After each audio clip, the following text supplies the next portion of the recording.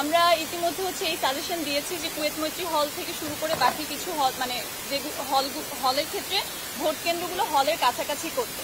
এখন এই জায়গাটাতে নিরাপত্তাটা আসলে আমাদের একটা ইস্যু হয়ে দাঁড়ায়, যেহেতু কুয়েত মৈত্রী হল, সমাজ কল্যাণ ইনস্টিটিউট এই জায়গাগুলো আমাদের মূল ক্যাম্পাস থেকে কিছুটা বাহিরে।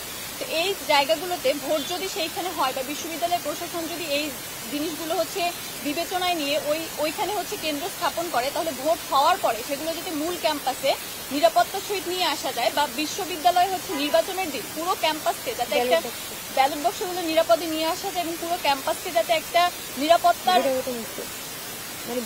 বহিরাগত মুক্ত এবং হচ্ছে নিরাপদ একটা ক্যাম্পাসে পরিণত করতে পারে, সেই ব্যাপারে প্রশাসনের সিকিউরিটি ইস্যুগুলো নিয়ে যে কর্ম পরিকল্পনা আছে সেটা নিয়ে প্রশাসনকে নতুন করে ভাবতে হবে, আমাদের কাছে সেটা মনে হয়। এবং প্রশাসন যে কর্ম পরিকল্পনা নিয়ে আগাচ্ছে সেটা আমাদেরকে জানাতে হবে। এটা একটা জিনিস আমাদের সিকিউরিটি ইস্যু নিয়ে ছিল। আরেকটা জিনিস হচ্ছে নির্বাচনের দিন আমরা জানি যে ঢাকা বিশ্ববিদ্যালয়ের যে বাসগুলো আছে সেগুলো নির্ধারিত একটা ট্রিপে হচ্ছে চলাফেরা করে। নির্বাচনের দিন এই ট্রিপ সংখ্যা হচ্ছে প্রশাসনকে বাড়াতে হবে। একটা খুবই কনসার্নের জিনিস আমরা হচ্ছে ডাকসুকে কেন্দ্র করে এখন দেখতে পাচ্ছি যে আমাদের যারা নারী শিক্ষার্থী আছে, নারী প্রার্থী বলুন বা যে কোনো প্রার্থী নির্বাচনের, তাদেরকে বিভিন্ন ধরনের সাইবার বুলিং বা হ্যারাসমেন্টের শিকার অনলাইনে হতে হচ্ছে। বিশ্ববিদ্যালয় প্রশাসনের এই ব্যাপারে আমরা কোনো শক্ত অবস্থান আসলে দেখতে পাচ্ছি না। ঢাকা মেট্রোপলিটন সাইবার ইউনিটের সাথে যোগাযোগ করে বিশ্ববিদ্যালয়ের প্রশাসনকে এই ধরনের হ্যারাসমেন্টগুলো রুখতে যথাযথ ব্যবস্থা নিতে হবে। আরেকটা জিনিস আমরা গঠন করতে হবে, সাইবার সেল গঠন করতে হবে, সেটা তো অবশ্যই আমরা বিশ্ববিদ্যালয়ের যে কর্ম পরিকল্পনা আছে এই ব্যাপারে সেটার ব্যাপারে ওনাদের শক্ত অবস্থানে যেতে হবে এবং সাইবার সেল গঠন করে কাজ করতে হবে।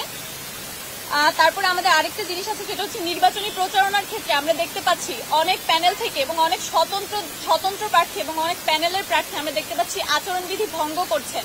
ওনাদের ব্যাপারে বিশ্ববিদ্যালয়ের প্রশাসনের কোনো শক্ত অবস্থান আমরা এখন পর্যন্ত দেখতে পাইনি। যদিও আমাদের হচ্ছে নির্বাচনী যে নিয়ম নীতি কথা বিশ্ববিদ্যালয় প্রশাসন বলেছে, সেখানে আমরা দেখেছি যে ওনারা বলেছেন যে এই ধরনের আচরণবিধি যারা লঙ্ঘন করবেন তাদের বিরুদ্ধে যথাযথ ব্যবস্থা নেওয়া হবে।